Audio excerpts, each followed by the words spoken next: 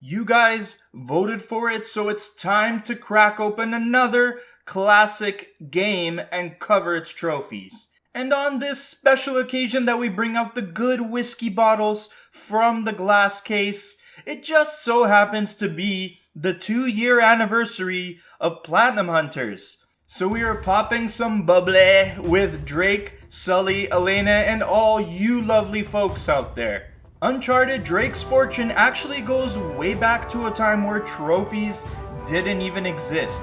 Imagine a time without trophies. However, Naughty Dog decided to patch them into the original PS3 release, and as a result, Uncharted 1 became my 15th Platinum Trophy. Fast forward a bunch of years and we can treasure hunt on PS4 hardware thanks to the wonderful job that Bluepoint did with remastering all 3 of these PS3 Uncharted games.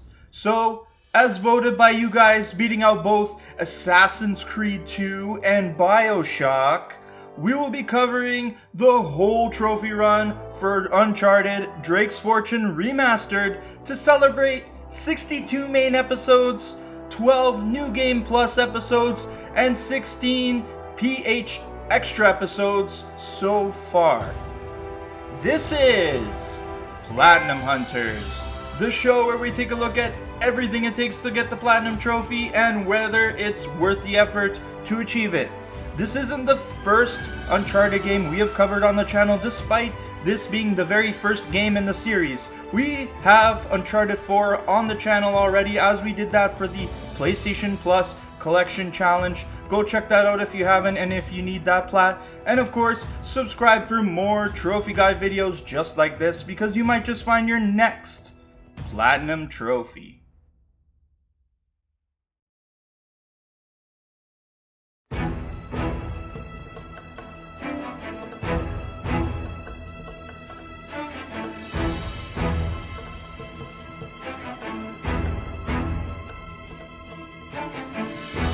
This trophy run is sort of like I remember it, doing it back in the PS3 days. No matter what, you will need to beat the game on crushing mode to collect all the difficulty trophies. Then there are a lot of treasures to collect hidden all over the jungles, temples, and ruins. And this game is also the king of miscellaneous trophies that all have to do with weapons and combat. Lastly, there are 3 chapter-related speedrun trophies added to this trophy run for good measure. They weren't in the original PS3 game's trophy set, but they're here now. This Platinum Hunters guide is being made based off of the remastered version of Uncharted 1, but you could more or less use it for the PS3 version of the game as well. The 2 versions mostly have the same trophies, with a few trophies being added or removed for the remaster. And the remaster allows you to jump straight into crushing mode. In the PS3 version, you have to do 2 playthroughs no matter what, and it will have to be on hard mode first, and then unlocking crushing mode after that. Here you only have to do 1. With all that info shared, we can now focus on covering the trophies, but just note that there are more helpful guides in the description below to assist you if you need it. Okay, El Dorado time. Now, let's get a move on with this trophy hunting adventure, starting with the 4 charted trophies you can get depending on which difficulty you play on, all stackable. They're on screen right now. Yes, you do need to complete the game on crushing mode to get the plat. This time though, crushing mode is unlocked from the very start, unlike the PS3 version. However, I still recommend doing it in 2 playthroughs if this is your first time playing an Uncharted experience. Jumping back into crushing mode, a flood of memories of the last time I completed it came back to me. The game is relentless with the amount of enemies you have to face. It's no joke. You are a one-man show in gunfights with small armies. A couple good shots can really put you down quick, and there will be points in the game where you could spend 15 to 30 minutes just trying to reach the next checkpoint. Chapter 4 is certainly a rough chapter to contend with while you are getting your bearings. The infamous blue room wasn't too tough for me this time, but my younger self definitely struggled with that one, and many other people have too. One of the worst ones was this fucking room in the customs house in chapter 10. What a pain in the ass, with the machine gunner pinning you down, a shooter up top, and the enemy spawning all around you. Definitely one of the places where I died the most. As well, the church sucked both times you visited it, and the courtyard in front of it isn't any better. Grounded soldiers with shotguns and high up mercs with dragon snipers are going to be very tough to contend with. I've played 4 out of the 6 Uncharted games, and this one is by far the toughest on crushing difficulty. There will be moments when you get stuck and you'll have to try a few new strategies just to find success. And in case you're wondering about the tweaks in the bonus menu like infinite ammo and one-shot kills, they unlock after beating the game on hard mode. However, they will only work on the difficulties that you have the Uncharted trophies for, so it's unfortunately not going to help you on your crushing playthrough.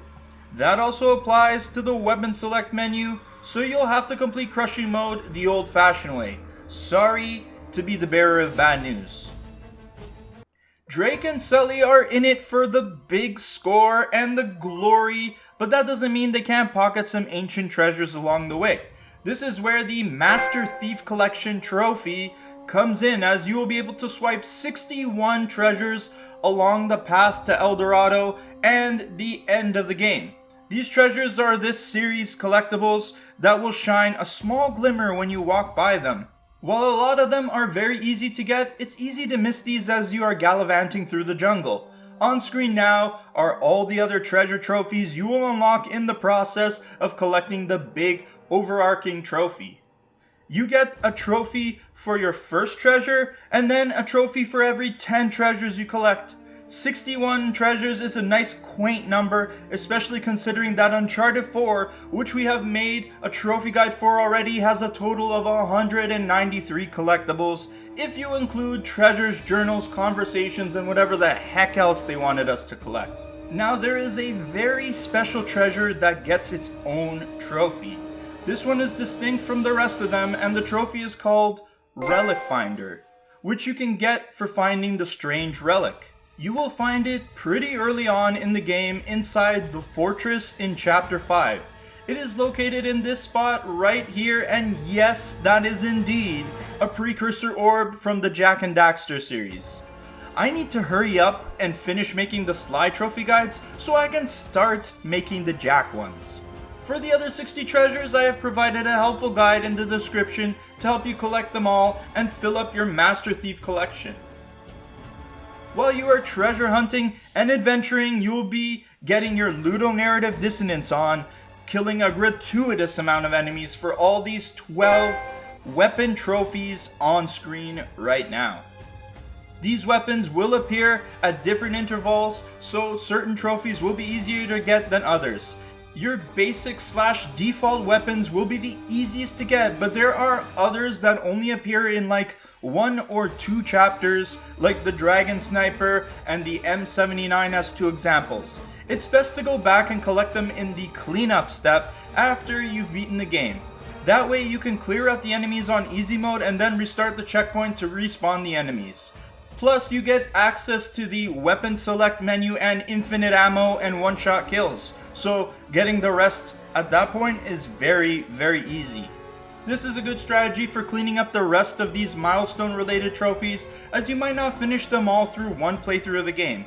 There are 3 headshot-related trophies on screen now for the 20 mark, the 100 mark, and the 250 mark, which I did not get during my full playthrough. There is one more trophy called Headshot Expert to grab, and for this one, you'll need to execute 5 headshot kills in a row. I found that the Wes 44 or the Desert 5 are good weapons to get this one done, and during the sections where you have the Dragon Sniper is good as well, because you can zoom in and just take them out real easy. Really, any weapon with a scope will help you if you're comfortable with aiming with the analog sticks. Machine guns might make it a bit difficult to get the trophy, so choose something that you can easily aim for the head. Of course, enemies will drop from a headshot on any weapon on easy mode, so if you haven't got it already, just do that in the cleanup step. Machine guns or even shotguns are really effective though for the Run and Gunner trophy, where you need to hip fire and take out 20 enemies. Yep, it's time to spray and pray at some enemies. If you don't know what hip fire means, you just have to shoot at enemies without zooming in.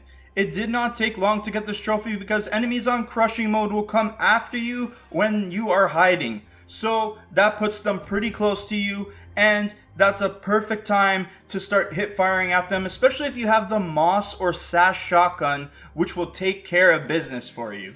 Hanging off of ledges makes for good cover, especially when you don't have many options to choose from. Plus, it's an opportunity to contribute towards the Hangman Trophy, where you need to get 20 kills with any of your weapons while hanging off of a ledge. You can still zoom in and aim while hanging, so it's just a matter of finding a suitable spot to hang and bust a cap in these thugs' asses. Do the same thing, except throw grenades instead. The Grenade Hangman Trophy will require you to get 10 grenade kills while hanging. Same kind of shtick here, keep tossing those MKNDIs, whatever that stands for, while hanging for dear life. Let's keep serving some more hot potatoes with this next multi-kill trophy. You'll get the triple Dyno-Might trophy the first time you blow up 3 or more enemies with one toss of a grenade. Hold the grenade button to aim and then throw it right between the crowd of thugs. Surprise! Then do it 4 more times till you pop the Dyno-Might Master trophy. You need 5 of these triple grenade kills, and this spot on chapter 4 is great for pulling that off. Once you throw a grenade in there and get the kills, just restart the checkpoint each time and do it until you get the trophy. Okay, this next set of trophies took me a while to get used to, so I was doing it properly. You need to use brutal combos so you can get the Brutal Brawler trophy using the combo 5 times, and the Brutal Slugger trophy for using the brutal combo 20 times. A brutal combo is pulled off by pressing square, triangle, square, but the timing of these button presses has to be very quick or you'll mess it up. That's why if you look up the rarity of the Brutal Expert trophy, it's pretty low, especially now that you have to perform 5 of these brutal combos in a row. It can be done pretty much anywhere, although chapter 1 is a really great place for it, but it's easy to mess up the timing of the button presses, so you have to really know how to do it. It will take a few tries, but try it on chapter 1 and on easy mode to get it done. They're actually good to use because defeating an enemy with a brutal combo gives you double the ammo. I did not remember that till now. This next trophy is a real grindy one, and I don't think I got more than 3 or 4 of these on my whole playthrough. It's called Master Ninja, and it's for sneaking up on 50 enemies and melee attacking them from behind. There is some room to be stealthy in this game, but in most situations, they will immediately hear you and start shooting at you. So really, your best bet is to find an enemy that you can for sure pull off the stealth kill and just restart the checkpoint over and over again. Oh, and do it 50 times. What a grind! The stealth mechanics do get better as the series goes on, but in this game they just kind of blow. These next 2 trophies are really annoying, and I definitely didn't get any of these on crushing mode because getting up close and personal is a very bad idea.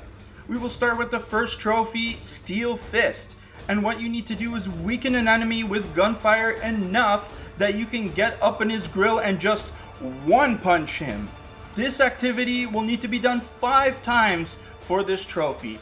So, of course, they decided to give you a Steel Fist Expert trophy that wants you to one-punch 10 enemies in a row after weakening them with gunfire. This trophy was the most annoying out of all the Expert trophies because you might not have weakened the enemy enough and you won't get the one-hit KO. And then there's the possibility that you break the chain by shooting an enemy too much or you accidentally hit him in the head. There are enemies with armor and different amounts of health, so you can clearly see where this trophy can absolutely go off the rails. So I found the best place to try and get this done are in the spots in chapter 4 or chapter 5. You will need to do this on easy mode, and you will need a weapon where you can count the number of shots it takes to wound the enemy. they do sort of have a visual cue to let you know that they are ready for a one-hit KO when they hold their sides in an unnatural way. If there is a crowd of enemies, make sure you take it slow, alternating between healing and picking off one of them at a time. Remember that dying or restarting the checkpoint will break the chain. Out of all the in a row type trophies, this one is the most troublesome and guaranteed you will have some trouble getting it unless you have Nate's luck on your side. Now we have arrived at the Survivor Trophy, which sounds daunting, but can be done if you're careful. To pop this trophy, you will need to slay 75 enemies in a row without dying. That means that you can't be killed, fall to your death, or restart the checkpoint while you're doing this. It's the falling to your death part that I'm most concerned about for the trophy. I think a good place to run this is at Chapter 5 with the Fortress, as there is the initial climb to worry about, but you don't start your 75 enemy slapping spree until you get to the top. Then there's a lot of enemies and not much platforming in the fortress, so on easy mode it should be pretty breezy. Equip a powerful weapon from the bonuses menu and maybe even one-shot kills and unlimited ammo. Why not? Just be careful when you have to do leaps of faith so you don't ruin your streak, and this trophy will be a pretty painless experience. With all these milestone trophies done and dusted, take a moment and remember that you are in places where not many people have walked on. Take out your camera, shoot some B-roll for Elena in photo mode. There is a trophy for just exploring photo mode and snapping a cool picture. You might have to go into the menu and set it so you can just press down on the D-pad to activate photo mode, as it's turned off by default. But once you snap your picture, that'll be it for that trophy. Simple. We have 3 more trophies left to cover here in this Platinum Hunters 2-year celebration, and I hope you've had fun reminiscing so far with this game as we take the walk down memory lane for this classic PlayStation game. Hit the like button if you're still here watching with me, and let's bring this platinum treasure home. For our last 3 trophies of the Platinum Run, we have a trifecta of speedrun trophies to cover. These were not in the original PS3 trophy set and instead added here in the remastered version of the game. Thankfully, these are not full game speedruns, and instead just 3 chapters that we'll need to haul ass through. They are all very quick, so messing up and going over time is not a huge waste, because the longest one we're going to cover is only 10 minutes.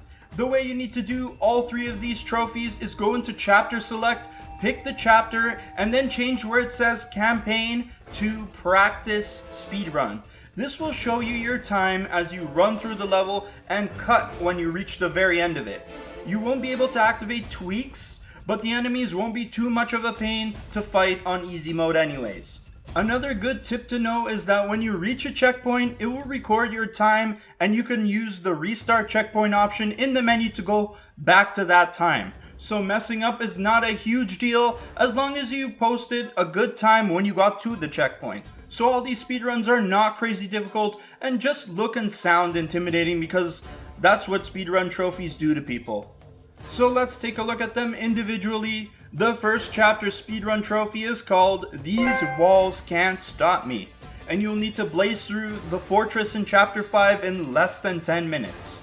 This one is pretty straightforward, and the only issue is the enemy piles that greet you close to the tower with Elena's parachute and of course the blue room. You have time to slow down and take them out, and in fact you need to beat all the enemies in the blue room to progress anyways. So just make sure you make it to the end and take out the enemies as you go. I bested the run in about 9 minutes and it only took me 2 or 3 tries to beat it.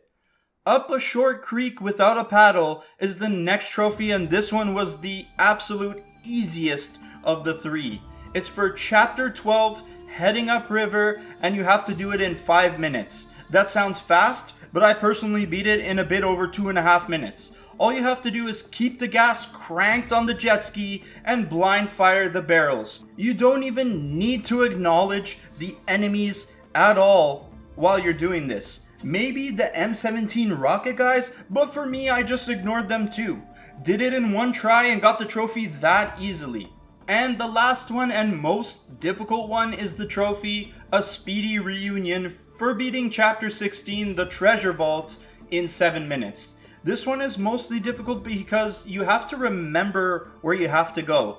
The Roman numeral signs will help you, but I had to look up a run of the chapter just so I could remember which ways I actually had to take.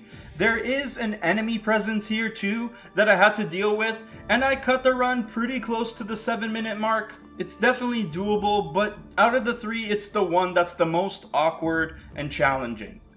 And with those 3 short speedruns done and dusted, that's it for this trophy expedition.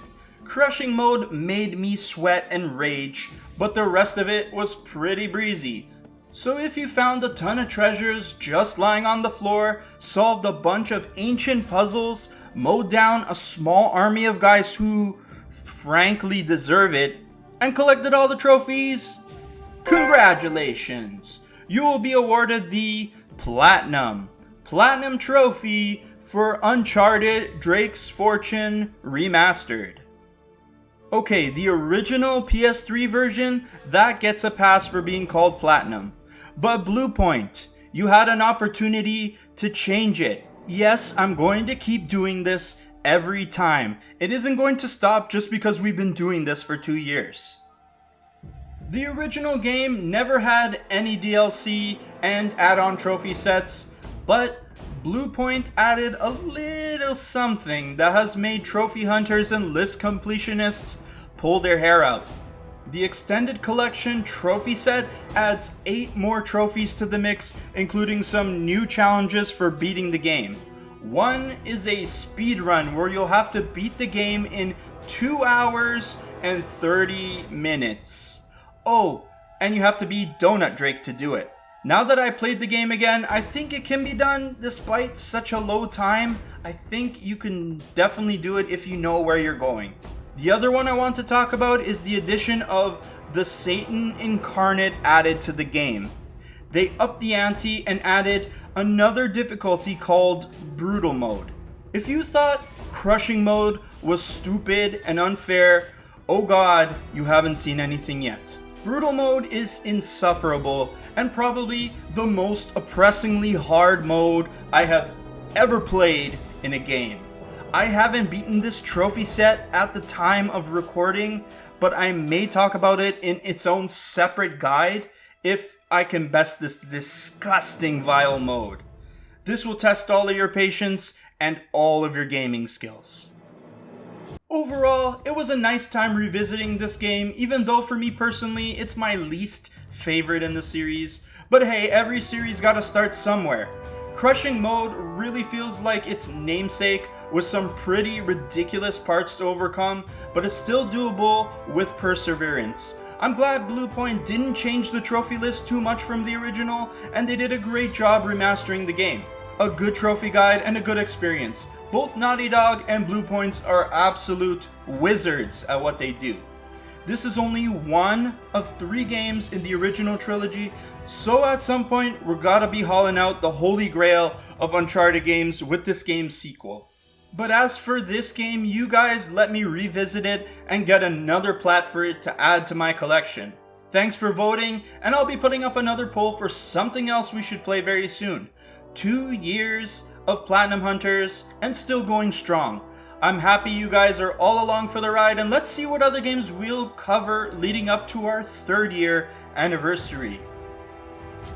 That's it for this video, guys. Thank you so much. I really mean it. Thank you so much. 2 years that I've been able to do this and just create guides for you and hear how much they help you guys get the platinum trophies. I hear it in the comments all the time. I'm very happy with what I do, and I really mean we'll be here for a 3rd year anniversary because I don't plan to stop. I get to play video games and make guides that help people. Why would I stop? There's no reason for me to stop. I get to do 2 things that I really like to do. So definitely subscribe for more videos just like this. I know you guys have already been doing that, and keep an eye on the community tab because I think I like the idea of letting you guys pick which games we should play here. I'm gonna do that much more often. That's a promise going forward. I hope all your trophy hunting expeditions in the jungle looking for El Dorado go incredibly well, and peace out.